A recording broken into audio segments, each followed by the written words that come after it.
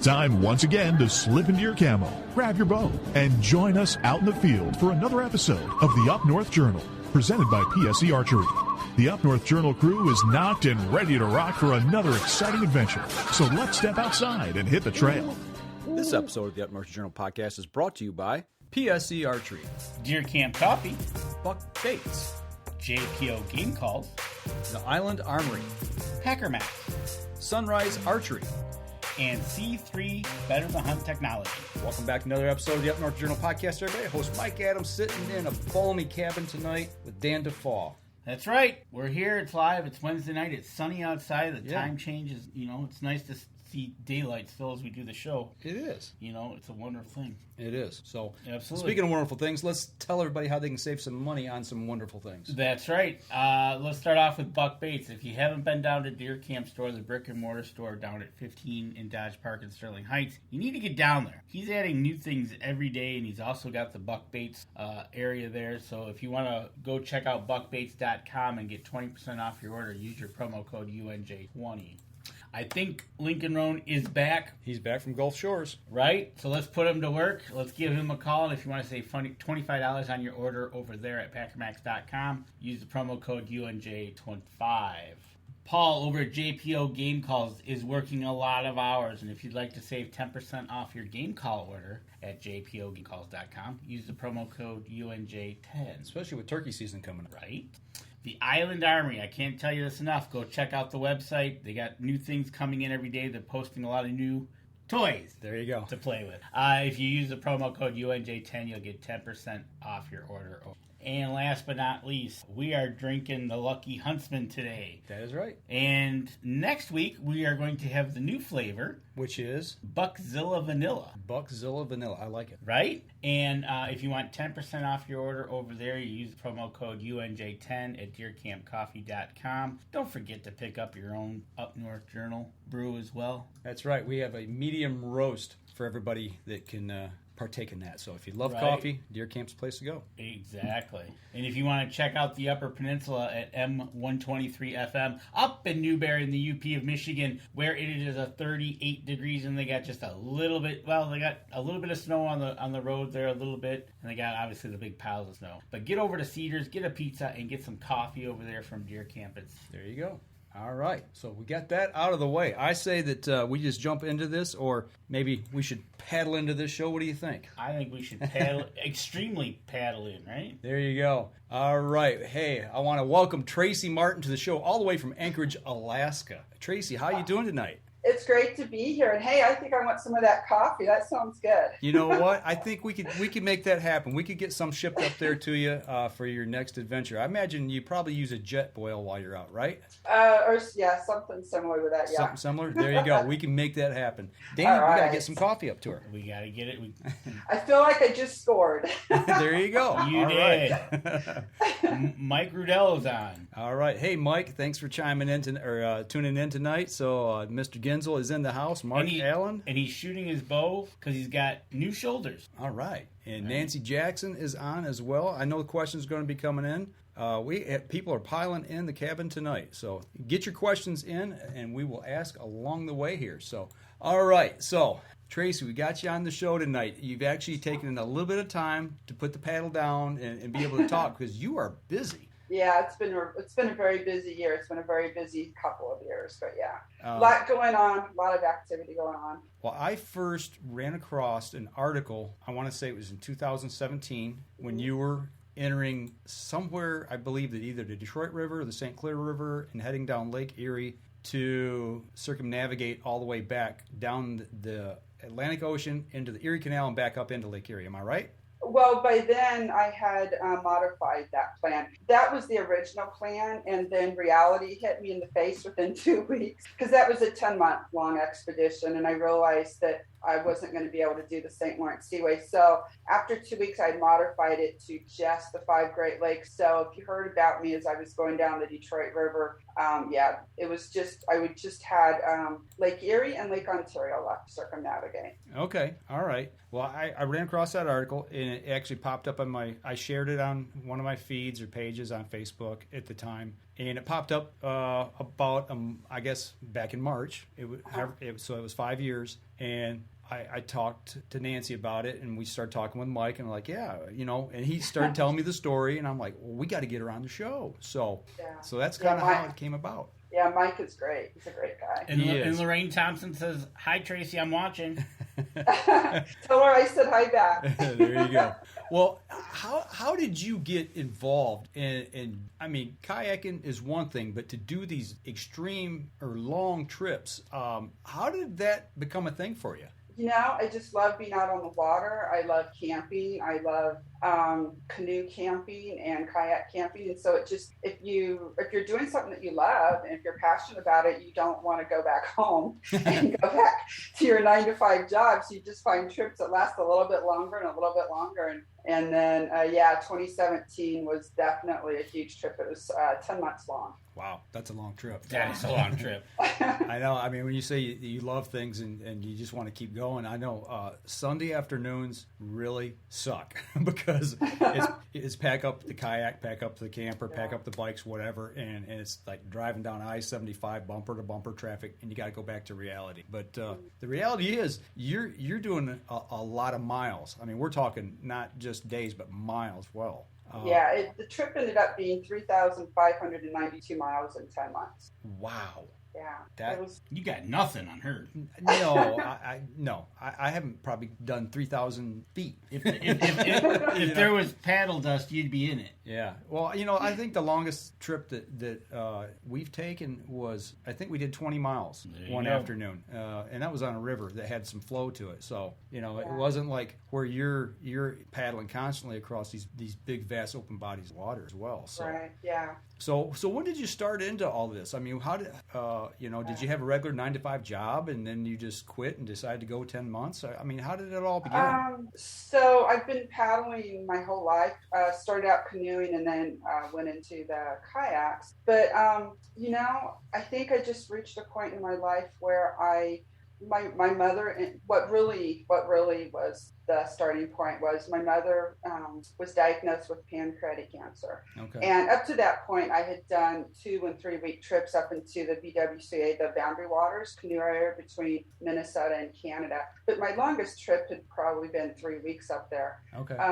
And 2 weeks before my mother passed away, she said if there was anything in my life that I hadn't done yet, to do it, because you never know how long you had.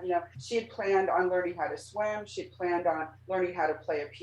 She'd actually bought this huge piano that sat in her living room for 10 years, and she never learned how to play it. And so, I had always wanted to do a long expedition trip. I always thought, maybe one day after I retire, you always say one day. Mm-hmm. And after she passed away, I just thought, one day is now. And I think the biggest hurdle that anyone has doing a trip like this is how are you going to maintain your life at home and your house and your mortgage and be gone, without income coming in. And once you can figure that out, people are smart. If you say one day I'm going to do it, then one day never happens. But if you say I'm going to do it in 2 years, now let's figure out how to do it. People are smart. You just figure out how to do it. And so I told myself March of 2017 I was going to do this. It was 2015, and gave myself 2 years, and I just did it. So this wasn't something you just jumped into. I mean, you had a lot of planning before you headed off on the very first big trip. Definitely. I mean, the logistics of doing something, 5 Great Lakes and 10 months, that's huge. Mm-hmm. So and it wasn't just myself during the logistics. I put out on social media that I was looking for contacts on all 5 of the Great Lakes, and people were really wonderful. They're very generous. They volunteered to help. People in different areas said, hey, I can help in this section, I can help in that section. People were offering to come out and bring me some meals. People were offering to let me stay in their homes after I got off the water at night. I mean, the generosity of people on both sides of the border, both the U.S. and the Canadian side, was just amazing. Well, that's an interesting point. You talk about both sides of the border. What logistics did you run into trying, getting in the different waters, U.S. versus Canada. Was that something you had to plan ahead for? Yeah, most of it I had to research and know exactly what I needed. Because with Minnesota, I actually had to go to one of their offices and get a tag for my kayak for Minnesota. I didn't have to do that with any of the other states that I paddled through on the U.S. side. As far as paddling across the border, I decided that a Nexus Passport was the way to go. For people unfamiliar with that, it's a passport very specific for people that travel frequently back and forth between the U.S. and Canada only. So it's only good for Canada, and you have to go through you have to jump through a lot of special hoops. You just can't send in your paperwork and get it. You have to go in and have a very specific interview, and they do a federal background check. There's a lot of hoops, but if you're willing to jump through all the hoops, actually I had to fly in through Detroit for this interview. I flew in, I did the interview, and I flew back that night. But if you're willing to jump through all those hoops, it really made traveling back and forth between the U.S. and Canada very easy, especially being on the water. Now, when I paddled on the north shore of Superior, there are no customs personnel back in that area. So for that section, I had to get a remote border crossing, which was, more paperwork and jumping through more hoops. But once you have it, it just makes paddling back and forth so much easier. Okay. Dan, when you go to Canada for work, Dan, is that something similar?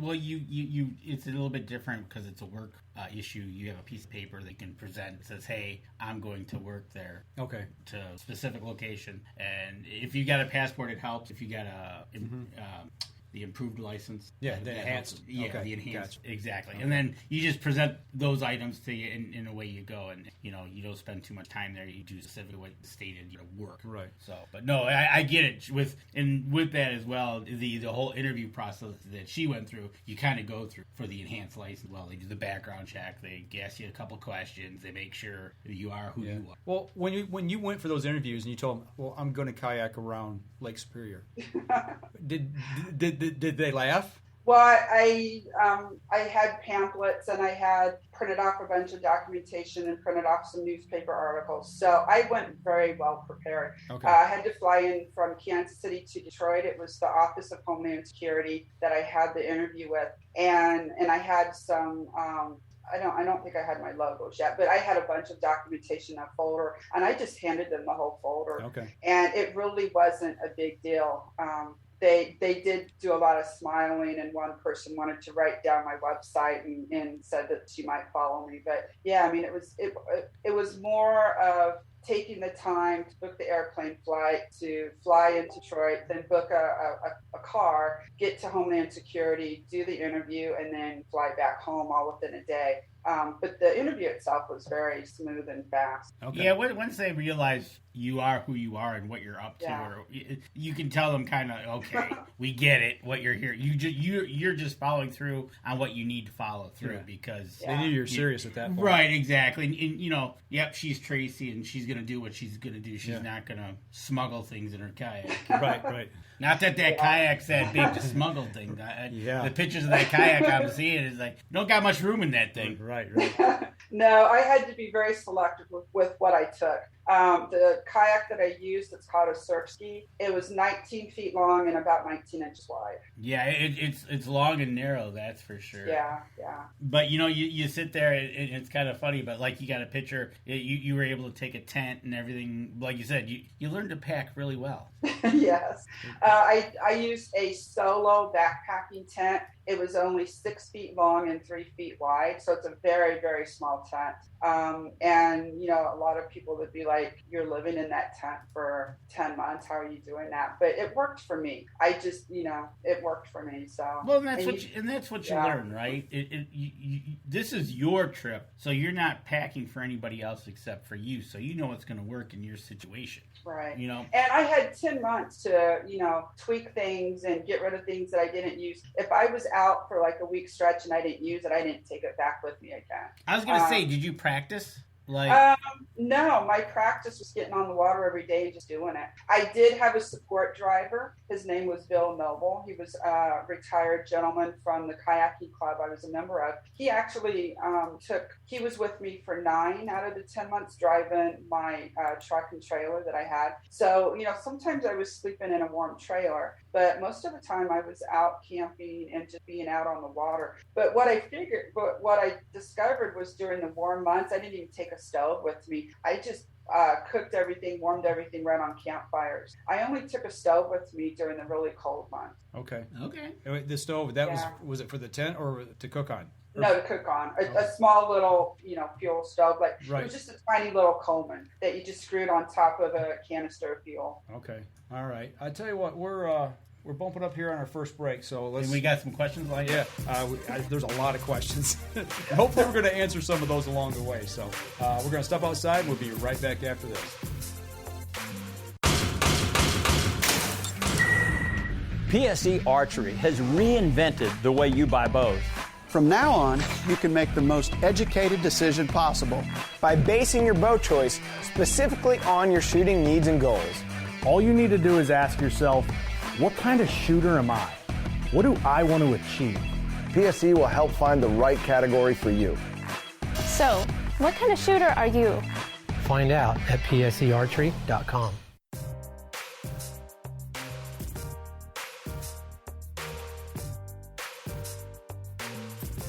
Welcome back. Second segment of the show. We're paddling our way through the show. No pun intended. See what I did Right. there? I see what you did there. As we start this off, we're talking about your adventures. One of the questions that has come up was, have you kept a journal or a logbook of all these adventures that you're on? I do. That's interesting you would ask me that. So I was writing a book based on all of my journal entries. Every night in my tent, I'd write down journal entries of what happened. And I actually started writing a book. And the book is like 90% done. However, when I reached out to publishers, the book is so long or so thick that they were like, oh yeah, we got to cut this and cut that. And so I sort of shied away and put the project down just because, what part of my trip do you cut when, I don't know, maybe I'm just too close to it. But at some point, I think I'm just going to hand it off to someone and say, here it is. Can you publish this? But yeah, it's 10 months of, sometimes it was struggling for staying warm. Sometimes there were times I was struggling for my life. There was funny moments and beautiful moments and magical moments. So yeah. Well, I do have a journal. Volumes 1, 2, 3, 4, 5, 6. Right. People do that. So okay, so that leads to let's go to the second question. With that is, what was the scariest moment on the water during all these adventures? Tobermory, paddling around Tobermory. So there was a storm coming in from the east, and I knew that the storm was going to be hitting me in a few days. And I had to get around the point around Tobermory, because then I'm paddling up the other side of Lake Huron, going up towards Port Huron. I'd be protected from the wind and from the storms that were coming on. Once this storm system hit, it was going to be 30-mile-per-hour winds, and there was no way I was going to be able to paddle on Georgian Lake anymore, Georgian Bay. So I really pushed the envelope. I paddled 42 miles across the bottom portion of Georgian Bay. I started paddling up the shoreline towards Tobermory, and I was about 20, and we're talking over the course of 3 days. I was 20 miles from Tobermory, and I got caught in the storm. And it was dark, it was night. I kept pushing the envelope, and I said, okay, I got to get to the next beach. And the next thing I knew, the storm hit, the winds were cranking up, the sun set, and there was just cliffs, and there was no more beach to pull off at. And I had to paddle for another 2.5 hours in a raging storm in the dark with no beaches. Okay. So that was the scariest moment of that entire trip. What do you dig down deep into when that's happening, and you got to go somewhere to get safe? Where do you go in your mind at that point? What are you thinking, and how do you overcome that fear? You go into survival mode. It's there's no room for emotions. There's no room for crying. There's no room for panicking. If you do that, you're going to die. So you, in your mind, you just focus on keeping the boat upright, and the waves, I couldn't really see the waves, but I've been on the Great Lakes for 6-7 months by then. I could anticipate the feel of the water. I could sort of anticipate the waves hitting my boat. So I would lean to the right as the big waves were coming off of Georgian Bay and crashing into me. I'd lean to the left when I felt like there was rebound coming from the cliffs. And it was a storm with lightning. So every now and then the lightning would flash, and then I could straighten the boat up and keep my bearing along the shoreline, because otherwise it was sort of pitch black out there. And you just go into survival mode. And every now and then when I felt like the boat was going to tip over, with a surf ski, you can put your feet in the water to stabilize you out a little bit. Sort of, it helps with balance. And every now and then I'd throw my feet in the water and I would start to feel panicky, like I'm going over now. And then you push that panic down, you just push it down. You say, I don't have time for this, and get your feet back in the boat and keep paddling forward. And you're just in survival mode. And I had contacted my support driver, Bill. He was standing on the only beach out there, sandy beach with a huge spotlight. And I was out there for 2.5 hours before I got to him, and then he brought me in safely. And the moment that my feet hit the ground, I sort of had a meltdown. Right. But out on the water, you can't melt down out on the water because you'll die. Right. Oh, absolutely. You got it. Like you said, you kicked into survival mode and you paddled. You did everything what you needed to do to stay upright, not go over. And what was your thought when you saw that spotlight? When I saw the spotlight, I knew I was safe, because up to that point, I was surrounded by cliffs, and I thought if the waves split me out of my boat, the waves are going to pick me up and pound me to the cliffs, and I'm going to be nothing but hamburger. When I saw the spotlight, even though I was still about half a mile out, I knew that even if the boat got flipped over, I had on a dry suit, I had on a life jacket, I knew I could swim towards that spotlight. I would abandon the boat and swim towards that spotlight. So I felt like I was safe once I hit that spotlight. But I didn't want to flip out on my boat. I didn't want to get into the water, because there's always that voice in the back of the head saying, no, that's a bad idea. You don't want to be in the water. You can't swim to that spotlight. You're too far out. The waves are too big. Mm-hmm. Stay in your boat and get to shore. But it made me feel safe seeing that light and knowing Bill was on the beach. It brought your focus in too, right? You could focus on something you could actually see instead of black, right? Yeah. Like you said, you got that focus point. Yeah. I was focused on feeling the waves. I was focused on trying to anticipate when the waves were hitting me, because I couldn't see the waves unless the lightning was flashing. But yeah, once I saw the spotlight, I started focusing on the spotlight, definitely. Something you had mentioned, you talking about taking and getting your feet out, try to stabilize the boat. Mm-hmm. Obviously, you didn't have a spray skirt. How big of the cockpit is open at that point in your boat? I mean, the whole, as with a surf ski, the whole thing is open. You cannot swamp a surf ski. Okay. As long as you don't damage the hull, you can't swamp it. As long as you're paddling forward, it self-bails. So you do have a footwell, and the footwell could fill up with maybe 2 feet of water. Okay. Probably 1 foot of water. But as long as you're paddling forward, it self-bails. So, the waves would come in, but I'm moving forward, and so it's always self-bailing.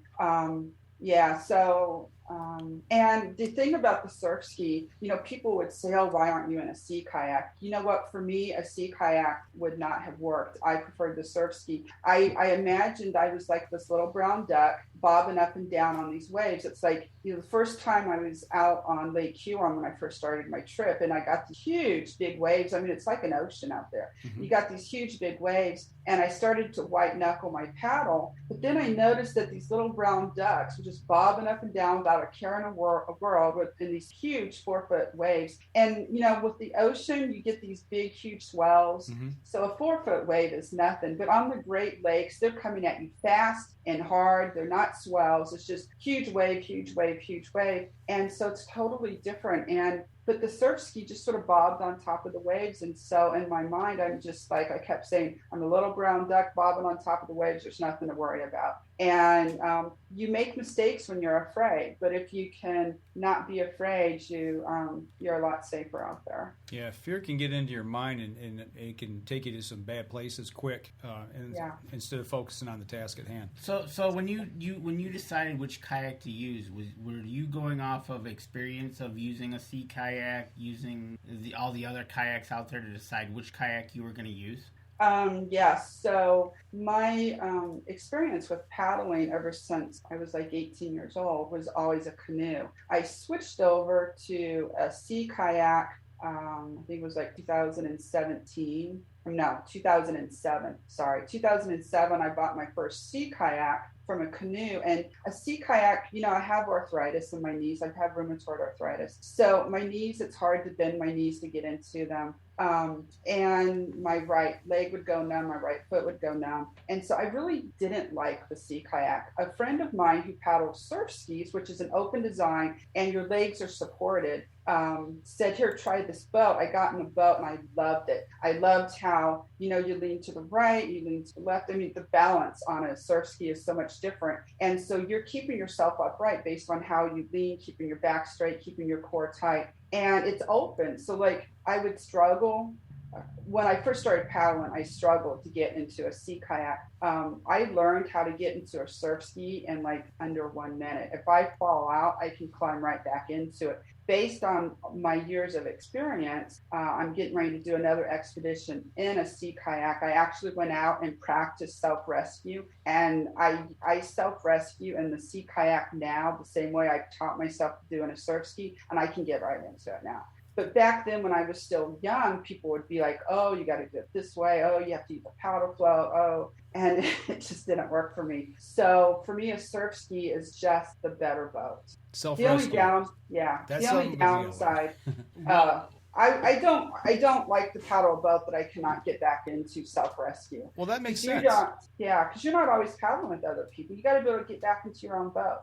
Yeah, by yourself. That's the whole point. No, that makes perfect sense. That's something that before I get out into something big, that's the one thing that we're going to start doing this summer is learning that.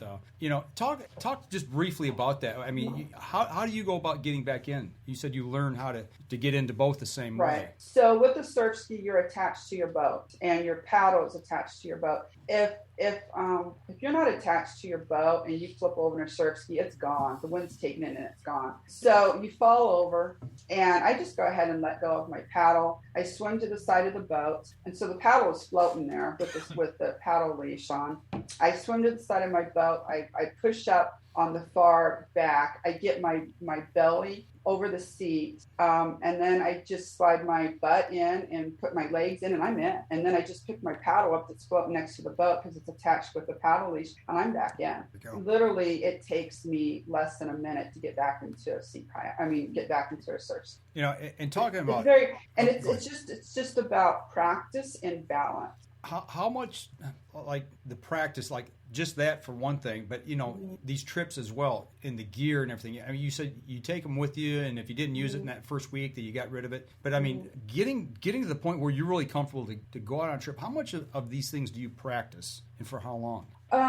Well, there's a race across the state of Missouri called the Elmore 340 miles across the state of Missouri. And I did that race 9 years in a row. And to train for that race, I was out in my boat all the time. Mm-hmm. I was paddling. The Missouri River flows at about 4 miles an hour. Okay. I would put in on the Missouri and paddle upstream against the current. I would go downstream like 50 miles to the next town and have someone pick me up. I would do interval training on a local lake. So to train for these long distance endurance races, I was in my boat constantly. Like I'd get off work in the morning, I'd have my boat on top of my car, I'd go to a local lake, and I would train for an hour. On my days off, I'd be training for 3 and 4 hours. So I had a lot of time in the boat, and when I'm saying training, I'm talking about a surf ski. I had a lot of time training in these boats. And every single time I'd go out onto the water to train, I would always fall in the water on purpose so I could practice self-rescue. I practiced self-rescue on the river. I practiced self-rescue on the lake. And sometimes I'd go out in conditions that people would,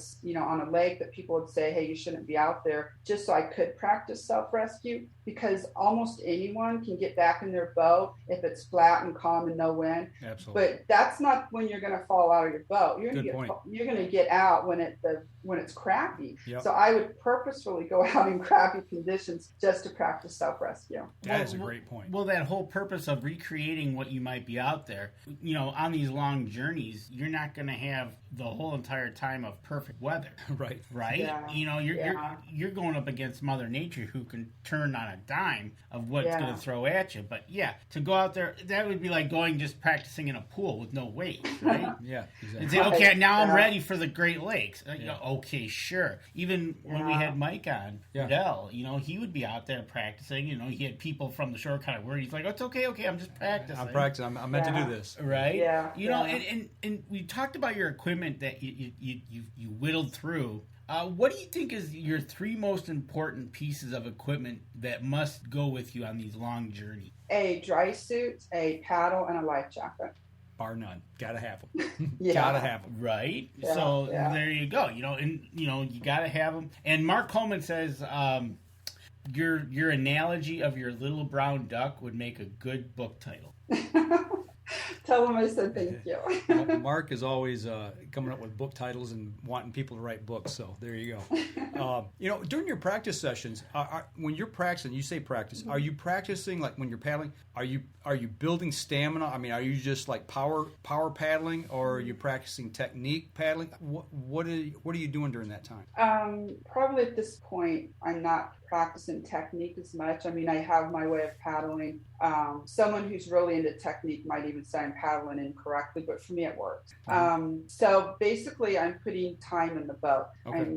I'm doing interval training, which means I go out to the lake and I just paddle. I give it 110% across. I rest as I turn the boat around. I give it 110% back across. And it's just fast speed, giving it everything you have, just interval training, like someone is just running sprints. Then I would go out on the Missouri River and I would do some long distance paddling on my day off. I'd be out there for 8-10 hours paddling downstream if I could find someone to pick me back up. And then the rest of the time I'm strength training by paddling against the current. It's a 4-mile-per-hour current. So I'm out there paddling against the current and I go.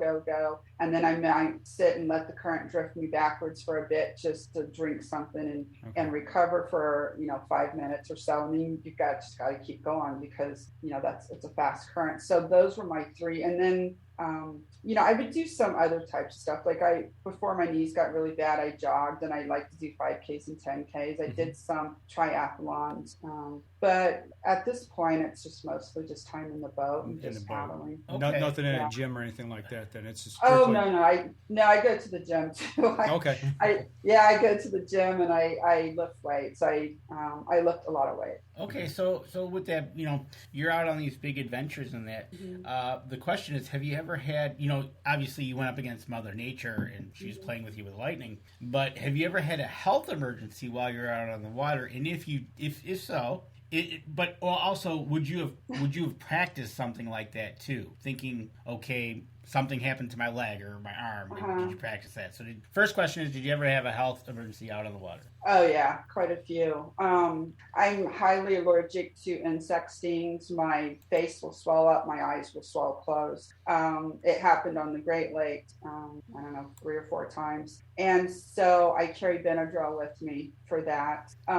There was one time, the very first time on the Great Lakes, it was May 1st, No, it was June 1st. It was the last day. It was after May. It was June 1st. And I decided it was a warm, sunny day. It was supposed to be 70 degrees out. And I decided not to paddle with my dry suit that day. And that was a huge mistake. I ended up with hypothermia and having to manage that when I got off the water. But I never got hurt as far as cuts or injuries or anything like that. I tried to be very careful. I did have like a very, very small first aid kit with me. Mainly it just carried Benadryl in it. So I was very lucky in regards to being out in really remote areas and never having any major issues with injuries, I suppose. Absolutely. I mean, like you said, you just carry the necessity of Benadryl. Yeah. Yeah. Well, talking about the training and preparing, whether it be health related or whatever, along with health and training is diet and nutrition. The caloric intake that you would have to sustain to be able to paddle as far as you do in one day, and keep it up at a sustained pace for months. What kind of foods do you take with you, or do you eat, or is it, how do you overcome that? So on the Great Lakes, my nutrition was really, really bad as far as food, because I was basically just eating high calorie stuff. I would carry several packets of bagels, like blueberry bagels, plain bagels, cinnamon raisin bagels, and a jar of peanut butter that I had mixed honey into the peanut butter. And, on the days that during the summer months when I decided carrying a stove was just too much extra gear, I didn't need the stove, and I would just make campfires. Sometimes that's all I had for breakfast, lunch, and dinner was bagels with peanut butter and honey on, which was high calorie foods. I would have protein bars. Sometimes I took Snickers with me. There you go. Yeah, so I was more focused on the calorie, regardless if it was bad calories. When I did the Mississippi River, the entire length of the Mississippi River, I focused more on better calories and better nutrition, and I tried to stay away from just the crap calories. Mm-hmm. And then on my upcoming trip, I'm totally focused on a gluten-free diet and making sure that the nutrition is really, really good. Because as I get older, I have rheumatoid arthritis. Nutrition really plays an important part in staying healthy and being able to do this stuff. Absolutely. Well, I tell you what, we're bumping up here on our next break. We'll continue talking about going through this when we come back. But you also mentioned about your upcoming trip. We want to make sure that everybody who's listening, stay tuned, because at the end of the show, we're going to talk about that as well in the last segment. So we're going to step outside. We'll take our next break, and we'll be right back after that. PSE Archery has always dominated the speed category. Now, the most revolutionary cam system ever to hit the market has perfected the shooting experience. Introducing PSE's Evolve Cam System, featuring extremely high let-off capabilities and the smoothest draw cycle in history. No other cam system has ever delivered this level of total comfort and total control. Experience PSE. Experience performance. All right, we've covered practice, we've covered nutrition, we talked a little bit about the gear. You've got a question there you said you wanted to come back with? I got. So you said you worked nights and you carried your kayak on top of your car. Mark Coleman wants to know, what are you driving that can haul a 19-foot kayak all over the States? I was driving a small little RAV4, a Toyota RAV4 that had kayak racks on top, and it would... You just have to center the kayak on top of the racks and then tie it down with bow and stern lines as well as straps. Absolutely. But yeah, I just went everywhere with it. So you running J-hooks on top then? Yeah. Okay, so there you go, J-hooks. What are you using now though? Well, I have pretty much the same setup as I did back then. I don't have the RAV4 anymore. Okay. But I do have the same setup. Yeah. Okay. And so a ski is light enough. I just pick it up and set it on top and strap it down and go. What's total weight of your ski? If it didn't have all the modifications, I think it's like 29 pounds, but with all the modifications, it's probably more like 38 pounds. Okay. Yeah. Very manageable. And that's not loaded. It's a lot heavier if it's loaded. I have a Stellar SR Expedition. They actually designed that boat based on my 2017 expedition around the Great Lakes. So it's a surf ski that has front and rear hatches, and it has more straps, so you can strap stuff down. So it's a great design. It's a great boat. I actually own 2 of them. Okay, we're looking at one of the one here. You've got a solar panel on it. Yes. Okay. Yeah. Talk about that a little bit. Well, I had to have a way of recharging my phone, I paddle with music or an audiobook. I had to be able to recharge all my electronics. I also had, cameras and just, everything that's electronic. So the solar panel, I would keep it on the back of my boat, so strap it down. It would charge all day to a battery, and then you switch out the apparatus and plug your electronics directly into the ports, which came right off the battery. It's sort of like a smaller, I guess, like a motorcycle battery. Okay. And I would keep the battery in a dry bag. The solar panels could be, they were like very durable. They could be with, salt water, fresh water, sand, rocks. I think there's a video of someone shooting one with a gun and it's still putting out power. So yeah, the solar panels are very durable, but then the battery was the thing I had to protect and keep in a dry bag and stuff while I paddle. So I think in that picture, you should see a green dry bag. The battery is in the green dry bag. Okay. That's attached to the solar panels. Okay. You running a marine radio, I would assume, as well, right? Definitely. Yeah, definitely. Okay. And so the marine radio was really important, not only to, it was also, I could tell the weather. I would always listen to it when I was in my tent before I went to bed at night and before I took off in the morning to make sure that the weather conditions were favorable for paddling, or if a storm was brewing, when did I need to be off the water? And anytime that it looked like a storm, the clouds were getting dark or the wind was picking up, I was turning it on and listening to the weather reports. I could also talk to my ground crew if my support driver was nearby, like within a mile or so of me, I could talk to him. And then I could talk to the passing boats too. Okay. Did you have much communication with passing boats? I mean, do people say, what are you doing out here? Not too much. I mean, on the Detroit River, I had to let them know. The Detroit River, I felt like that wasn't very well marked. So you would see huge boats coming at me, both from the U.S. side and from the Canadian side. And, I'm just trying to figure out where they're going. And so I radioed them and let them know I was out there. Being in a surf ski so low into the water, it was really hard for them to see me. But I would have a conversation with them on the radio and let them know, hey, I'm out here. This is where I'm at. Where do you want me to go? That was always important. I always asked them, where do you want me to go to get out of your way? It's a good point. And I've had this conversation with Nancy before, especially when we first started kayaking together. We canoe a lot of the streams and rivers here in Michigan, and people are fishing at them, especially fly fishing. And we'll come up on somebody in the water, and I'm like, which side do you want me on? And they kind of look at me. I'm like, well, I don't want to blow the hole out. Tell me, where do you want me to go to stay out of your way? And that's... Yeah. I can see that with a big boat, though, like especially the freighters. Yeah, the freighters were really scary. When I was paddling across Lake Michigan into Chicago, one came up on me, and I was like trying to get out of its way. And then on the St. Mary's River, one came up behind me, and the one on the St. Mary's River didn't even see me. Usually they'll blow their horn once to let them know that they see you and to get out of the way, and they'll blow the horn 3 times to say, hey, I'm going to run you down if you don't get out of my way. They can't really change direction. You have to get out of their way. Yeah. This one, I was paddling on the St. Mary's River, and I got this bad feeling that, like the hair on the back of my neck was standing up, and I turned to look behind me, and the freighter was right on top of me. Wow. And he hadn't blown his horn. I don't think he saw me. And by the time I got out of his way when he passed me, he was less than 20 yards from me. No way. Yeah. Oh yeah. Yeah. Right. I was shitting my pants. You know what? You were literally looking up at the boat, going, "Yeah, this is it," because that's a very big boat. And you're right. They're pretty silent. They can, when you're out there. Yeah. You hear that low drum, but that's you sit there and all of a sudden you like you said, you got that feeling, and all of a sudden you kind of look and you're like, "Oh my, am I in trouble?" Did you give him the one finger wave? No, I was too busy paddling.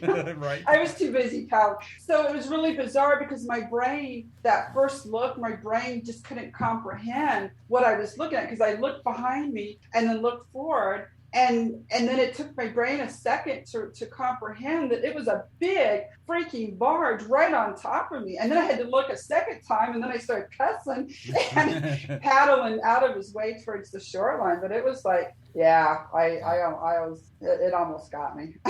You mentioned, you going through all the Great Lakes and all these lakes and every places you go. And one of the questions that you mentioned that you had to register your kayak in one state, Minnesota. Was there any other places that you had to do that? And have you ever been stopped by any conservation officers while out on the water? I got stopped in Minnesota twice. They wanted to make sure that the Minnesota tags was on my boat. But no other states requires that. If your boat, because I had my boat licensed or registered in Missouri, if your kayak is registered in another state, usually all the other states will recognize that state. When I paddled the Great Lakes, Minnesota at that time did not recognize. You had to have a Minnesota tag on your kayak. I've been told that has changed now. But back when I paddled the Great Lakes in 2017, I had to have a Minnesota tag on my boat, and I got checked twice on the beach to make sure that tag was on my boat. And I was in Minnesota the least of any of the states, and they were like on top of it. They were on top of it. They're looking for money. I was just about to say they're looking for their, because that's going to be a couple $100 ticket. They're looking for that easy cash. Well, I think just simply paddling in a kayak here in Michigan, I mean, they don't have to be registered because it's not a motorboat, but if you don't have a life jacket with you in a kayak, even a kayak, I think it's $100 or $150 fine. It's pretty steep. So yeah. They're going to get their money if you don't have what you're supposed to. Yeah, it's just easier just to give them what they want and just move on. Yeah. Is there anything that you didn't have with you that you wish you would have taken now that you look back at it? The one thing that I wish the first couple of weeks of my trip, I wish I would have had a second cell phone. And so I went home because there was about a 2-week period where the ice moved in. It was impossible to paddle anymore. And I went home and I bought a second cell phone to have with me as a backup in a dry bag because I was out there paddling in remote areas. It was cold. The cold was, one, sucking the battery life out of my phone. And then 2, I was using my phone for navigation. I was using my phone to talk to ground support. And there were several times that I was out there and the battery on my phone just went dead. And I was sort of on my own. I had no communication. At one point, my ground crew actually called the sheriff's department because they were like, she's out there somewhere behind the ice and we can't get in touch with her. We can't find her. So the very first thing that I did when I went home for those 2 weeks waiting for the ice to melt was I bought a second cell phone and I kept it in a dry bag and I kept it within reach. I had a dry bag that I kept on the back of my hatch that had all my emergent stuff. I had flares. I had I think I had bear spray in it too. But it was just emergency stuff, and I had a cell phone and a dry pouch in that emergency bag. So it helped a lot. But besides that, I really can't think of anything else that I didn't have. I mean, I had researched what I needed to do and talked to people. There was a gentleman from Lake Michigan. He had paddled all 5 of the lakes, one lake a year. Actually took him 2 years to paddle Lake Erie. So in 6 years, he had circumnavigated all 5 of the Great Lakes. And I was talking to him constantly. I actually went to his house and had sat down with him and talked to him. And he was a great help. Okay. Well, the one thing that I was thinking about after we had talked a couple weeks back, so you did Huron, you've done Lake Michigan and Superior. Going from Huron up into Superior, did you paddle through the locks? Oh, yeah. I paddled through the sea locks. They say that's quite the experience. I've seen people talk about that. It was fun. It was my very first set of locks that I ever paddled through, and it was definitely fun. I mean, you're in the locks with motorboats, and then paddling out of the lock, you know, the water can be pretty crazy and swirly, but yeah, it was fun. It was fun. And there's 2 sets of locks. There's the American side, which has all the freighters, and then there's the Canadian side that has all the smaller boats, the canoes and the kayaks. So first you have to cross over, and so there's a lot of freighter traffic out there. So you're having to cross over and make sure you're not getting plowed down because those boats move fast. And then once you get through the locks, you got to cross back over. It can be a little bit intimidating when you're out there by yourself doing that. But yeah, they're a little bit bigger. Right? Yeah, yeah, they're a little bit bigger. Speaking of intimidating. You know, we talked about Mother Nature, and we talked about, you know, if there's been any emergency health issues. But has there been any run-ins, funny, scary, or amazing run-ins with wildlife? There really hasn't. My goal was to avoid anything bigger than myself. And so I did a really good job of avoiding. The one thing about the wildlife, I loved the ducks and the birds. During spring migration and fall migration on the Great Lakes, just spectacular. And people would ask me, how could you be out there by yourself? Well, I really wasn't, because I had all the ducks and all the birds and geese and swans and pelicans. And so I really gained a huge appreciation for the birds. Sometimes I would sit in camp and I'd watch some of the smaller little birds like run up and down the beach. And I don't know, but I really, in my tent, sometimes there would be the raccoons and the foxes. But I really didn't have any strange encounters. So, I preferred camping on rock islands. So anytime I could find a rock island, I'd camp on that. I tried to avoid any confrontation with any bears. I would usually pull off at 4 p.m. and cook my dinner and eat my dinner. And then I would get back on my boat and paddle to about an hour before sunset. I could get my entire camp set up in about 35 minutes. So I would paddle almost up to sunset and then set my camp up. So there was no smell of any food around my tent or around my camp, because my whole goal, I didn't have a gun, so my whole goal being out there was to not attract a lot of wildlife. So you didn't get the territorial bird dive bombing you as your kayaker? Oh my God, I did. Yes, I did do that. I knew it. Yeah.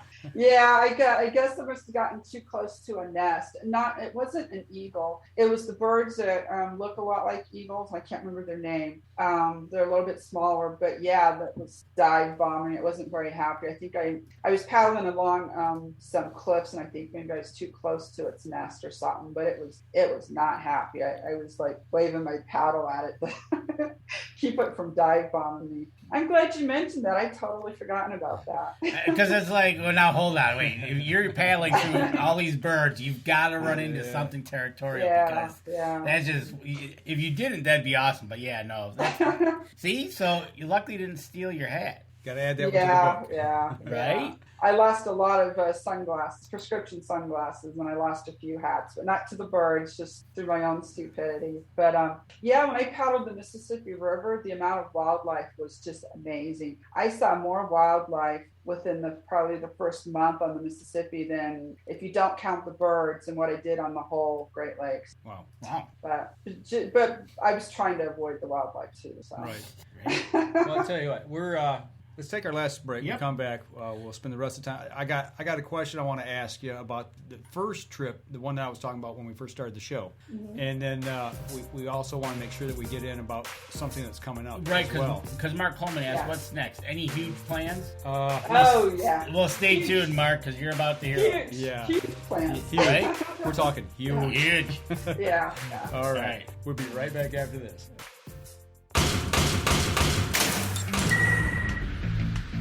Acceleration is part of PSE's DNA.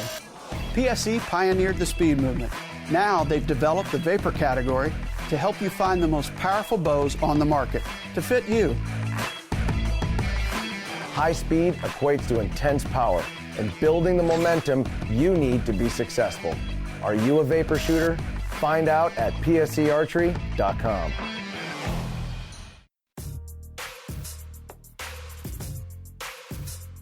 All right, last segment of the show. I swear there's so many things going through my head.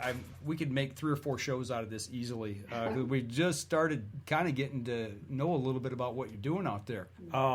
The very first thing that when we started the show, I was talking about when you were going to take that long trip and you were going to go, around and come back through the Erie Canal. Mm-hmm. With that, when you started that trip, was that the trip where your ground support crew bailed on you and partway through the trip? Yeah. How do you overcome something like that? Well, I mean, so he was supposedly a good friend, and he had promised me for 6 months in advance he was going to be my ground crew and my project manager, and he was going to I don't know. Anyways, it started on Thursday. Sunday morning, so 4 days into the trip, Sunday morning at 5 a.m., he woke me up and he said, this is too challenging, and I don't think the Great Lakes are safe to be paddling in, and I don't want to be responsible for telling your kids that you drowned out there, and so I can't do this anymore, and I'm packing up and I'm going home. And I said, because I had bought a camping trailer specific for this based on what he suggested. Okay. And I already had my truck, and I bought this camping trailer, and I didn't know how to do the trailer. In fact, I said, I don't know what I'm doing with this trailer. I've never owned a camping trailer like this. And he said, don't worry about it. I've got it under control.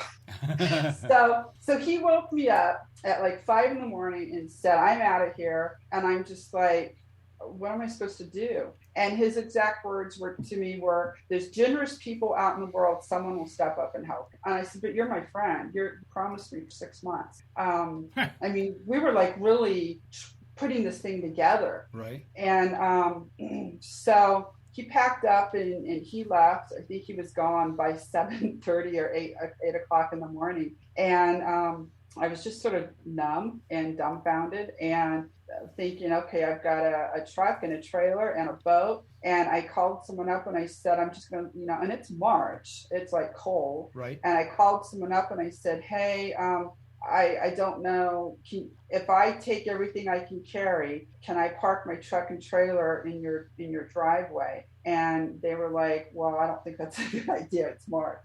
So, it was just trying to piecemeal it together. Amazingly, when we started on the beach of Lake Huron, there was a lot of people that came out to wish me well. There were people that gave me their phone numbers, and one individual, Carl Young, he gave me his business card. He was like a lighthouse captain. He did lighthouses, and he actually gave me his business card. He said, if there's anything you need, don't hesitate to call me. I'm here to help you. And, and I think, when you're trying to get started on excursion, you're thinking everyone and everything, but you really don't ever think you're ever going to see these people again. Right. So I'm sitting there and I pull out his card, and he's some stranger that just gave me a card on a beach. And I called him and I'm like, hey, yeah, so my support driver has just abandoned me. I'm sitting here with a truck and a trailer. I don't know what I need to do. Is your offer still available to help me? So him and his wife came out and helped me on Sunday. And then Monday, the ice started moving back in. So then everything locked up with ice. So then so I paddled Sunday with him and his wife pulling my truck and trailer. And then he got on the phone and put out over the Port Huron area that I was trapped, behind ice. I couldn't paddle anymore. And my support driver had abandoned me, and would anyone let me stay in their home? And so then Randy Orchard from Port Huron called me up and said, hey, I hear you're having trouble.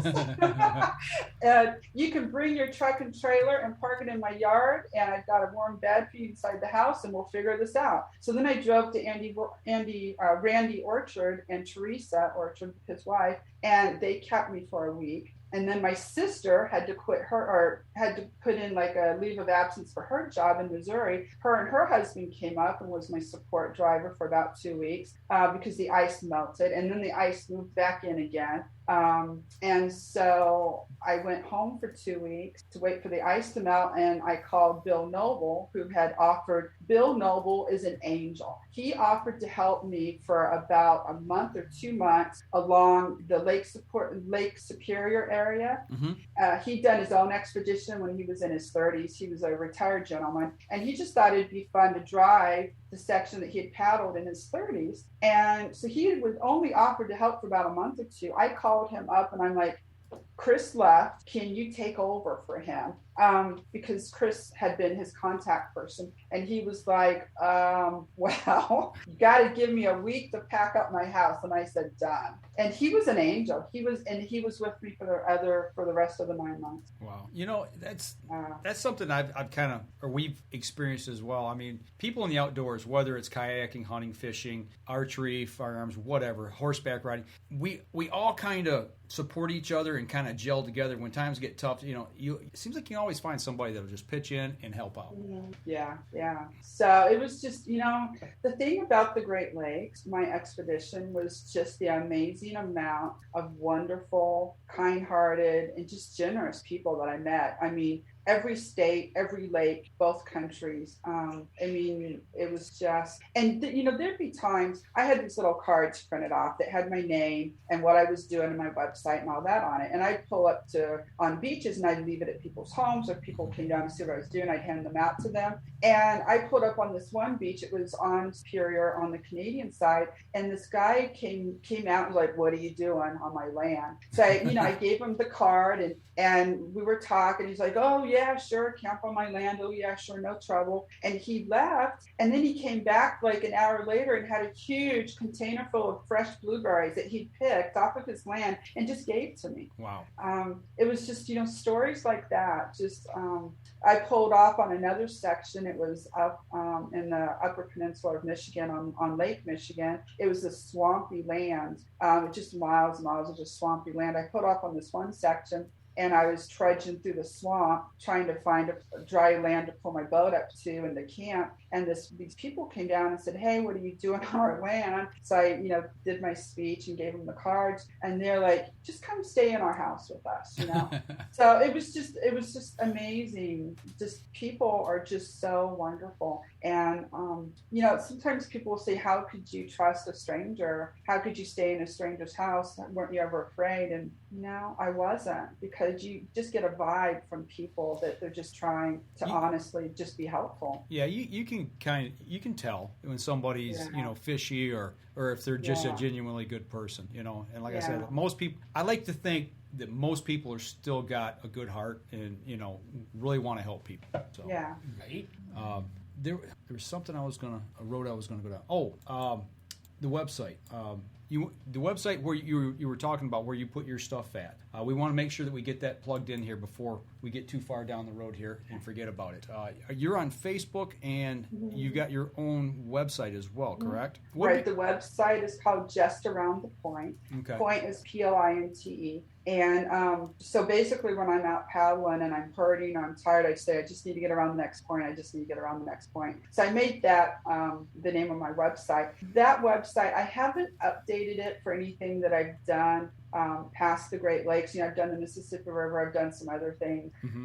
It is basically just the Great Lakes. Okay. And there's a section of all of I call them Lake Angels, all the people who helped me. There's a section of my team members who helped me. There's videos and pictures, and there's pictures of like some really beautiful areas that I paddled through. So if you're interested in Great Lakes, if you're interested in the people that helped me, the website is Just Around the Point. Okay, and as well as Facebook, you've got Facebook as well. Yeah, Facebook is much more updated. I post everything to Facebook if I'm out paddling, if I'm doing a trip. Like I did the Mississippi River last year. I paddled it in 55 days. There's tons and tons of pictures and updates about the Mississippi River. I'm currently living in Anchorage. I moved to Anchorage in October for a nursing job up here. And so there's tons of pictures of things that I've done in Anchorage, paddling and horseback riding and glacier hiking. And I went to Kodiak Island,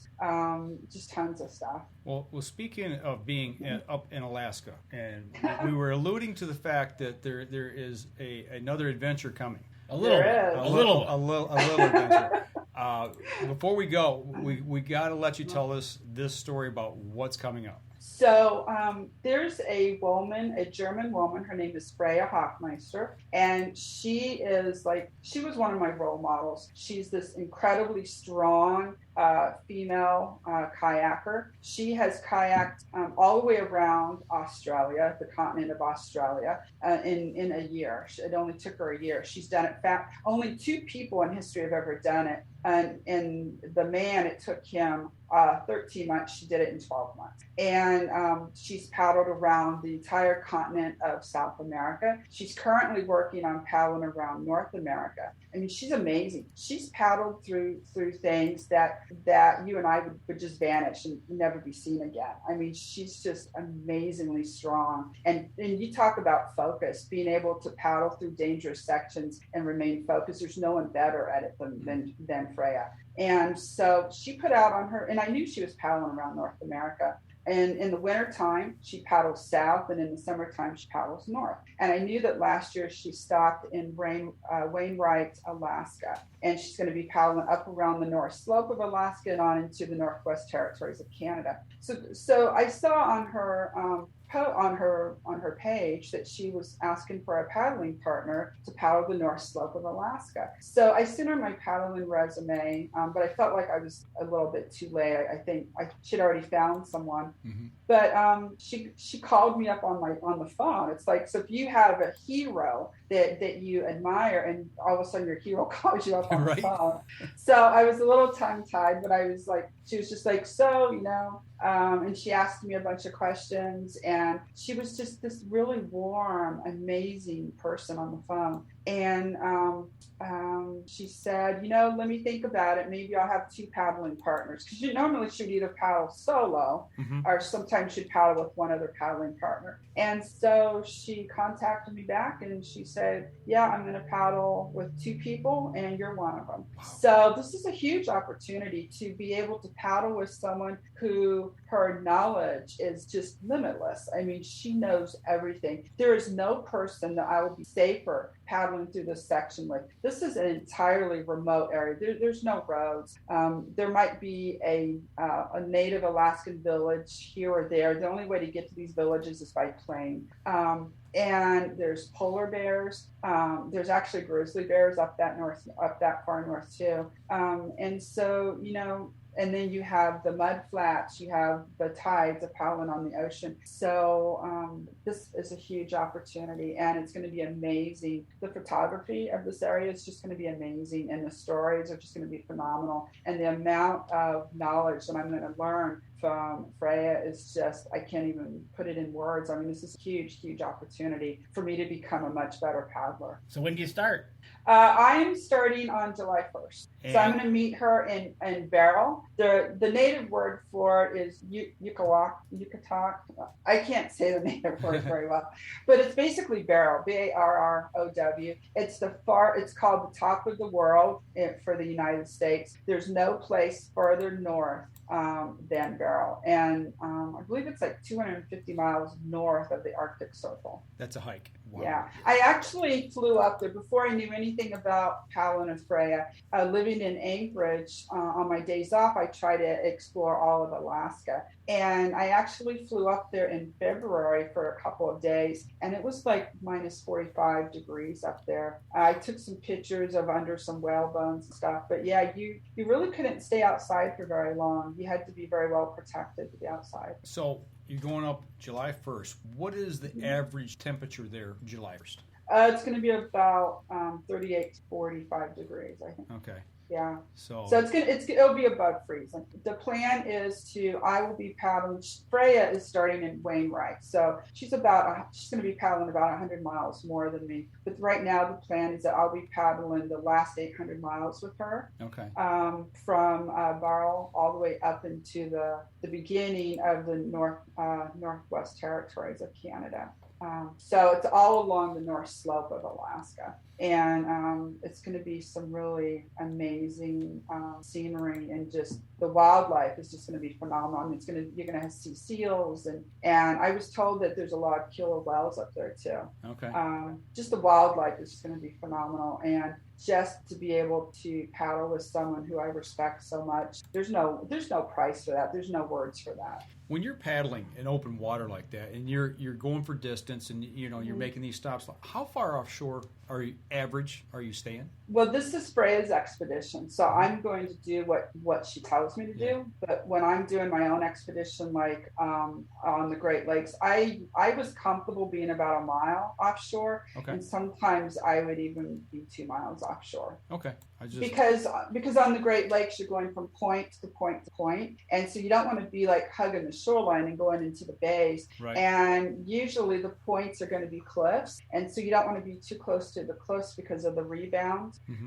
So I would usually find myself as I'm going across the bay, I'd usually be like about 2 miles out, and across the points I might be like half a mile or 1 mile out. Sometimes I would get too far out and I'd have to start, aiming my boat closer to land. But I don't know what it's going to be like paddling with Freya. It's her expedition, and basically I'm there to learn, and I'll do what she tells me to do. Well, going along with this expedition, as we get towards the end of the show here, how would people be able to follow this? You had mentioned to us before the show that she's going to be able to do some posting along the way. Where would somebody that wants to follow this, where would they be able to find it? So she has a website, but to me the best way to follow would be on Facebook. Okay. It's if you have to follow her. She's got 2 Facebook pages, just like I do. She has her private page and her public page. You need to follow on the public page. It's called Freya Hoffmeister Athlete, and you have to follow her. If you see her page, it says Freya Hoffmeister friend request. That's the wrong one. It has to be Freya Hoffmeister Athlete, and you just hit follow. And she has a satellite phone, and she does a lot of stories and updates and daily blogs. She does a lot of daily blogs. She has a website too that you can go to, Freya Hoffmeister, and you can basically read the same daily blogs. I just always would keep up with her off of Facebook. Okay, all right. So we're going to have to tune into that as well, and follow your adventure. How long do you think this is going to take you when you start on July 1st? Yeah, I'm planning on being out there for 2 months. Okay. So all of July and August. And so, if it's her expedition, it's her call. My plan is that I can be out there for 2 months, and I actually have set my life up to be able to be out there for 3 months. So it just depends on her and what she decides, if she wants to push further or if she doesn't want to push further. But I'm prepared to be out there for 3 months, but I believe the plan is 2 months. Okay. And because I planned on actually doing the Missouri River this year, and so I had the time set aside and the finances set aside to do the Missouri River. So but it's just going to be so amazing to be on the north slope of Alaska, and just the amount of wildlife and the polar bears. And someone told me that works on the north slope, he said expect to see about 3 or 4 polar bears a week, and hopefully, he said, smile, and hopefully you see them when you're in your boat and not when you're in camp. Right? Right. Good advice. Yeah. Good advice. Yeah. So, but I mean, I'll be doing updates too on my Facebook page just around the point. I'll be posting pictures and updates as long as I have cell service. Gotcha. But if I don't have cell service, then following Freya would be the best way to do read the daily blogs. Well, it sounds like we got to have her back towards the end of the Yeah. When you get back and you get settled back in, and you'd like to talk about that trip, you definitely got to let us know, because we'd love to have you back on. That'd be great. I'd love to tell you all the stories. Yeah, absolutely. Well, I don't want to put you on the spot, but looking ahead past that, is there anything that's on your radar?